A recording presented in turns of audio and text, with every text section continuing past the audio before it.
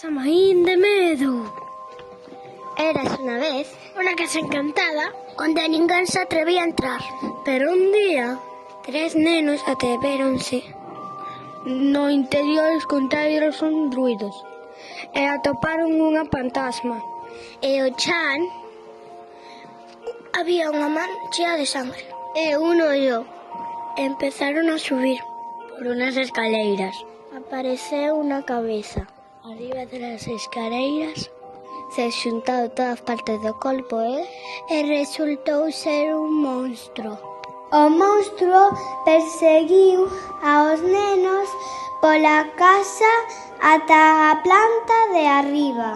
Ali lanzáronlle pedras que levaban nos bolsillos para defenderse. Como o monstro era moi poderoso e as pedras parecían non facerlle daño.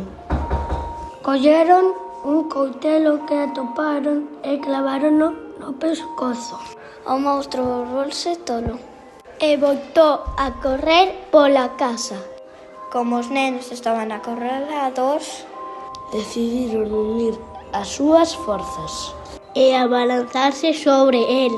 O monstro lanzou os nenos con forza contra a parede. Decidiu lanzarlle a última pedra que tiña no bolsillo e apuntoulle a ollo. Esta parte do corpo era a súa debilidade. O monstro fíxose polvo e foi absorbido pola terra. Os 3 nenos Correron á súa casa para poñerse a salvo. e decidiron non volver nunca máis a esa casa. O monstro morreu e foi ao inferno, onde se enamorou dunha diablesa.